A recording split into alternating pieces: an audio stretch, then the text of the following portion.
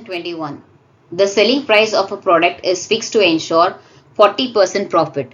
If the product had cost 40% less and had been sold for 5 rupees less, then the resulting profit would have been 50%. The original selling price in rupees of the product is what they are asking. Let the original selling price SP1 be SP1 and the original cost price be CP1. And then the ratio I can say, since initially it's making a profit of 40%, so SP1 by CP1 I can say is 1 plus 40 by 100, 40 by 100, 40%, that is 2 by 5. Okay, so which is equal to 7 by 5. Then what they're saying is, if the product had cost 40% less, so CP2 I can say 40% is nothing but 2 by 5. So it's less. 1 minus 2 by 5 is going to be 3 by 5. Right? So new cost price is going to be 3 by 5 of CP1. And had been sold for, so SP2 is equal to SP1 minus 5, had been sold for 5 rupees less, then the resulting profit would be. So again SP2 by CP2, I'll try substituting the value.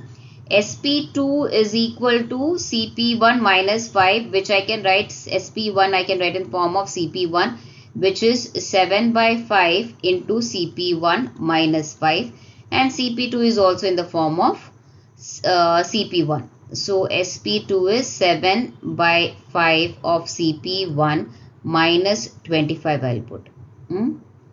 Whole divided by CP2 is 3 by 5 of CP1. Now 5 is getting cancelled. So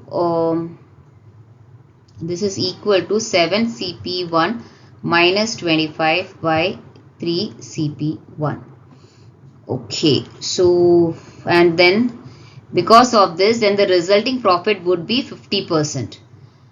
Would have been 50% resulting profit. So SP2 by CP2 is going to be 50% is what? 1 by 2. So it's going to be profit is 50%. So 1 plus 1 by 2, which is 3 by 2. I do the cross multiplications.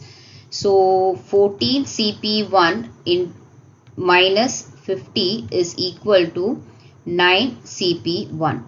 So this is going to be 5 CP1 is equal to 50. CP1 is equal to 10. The original selling price you are asking. So original selling price is going to be SP1 right here. SP1 is equal to 7 by 5 of CP1, which is equal to 7 into 10 by 5, which is 14. Okay, so option D is the answer.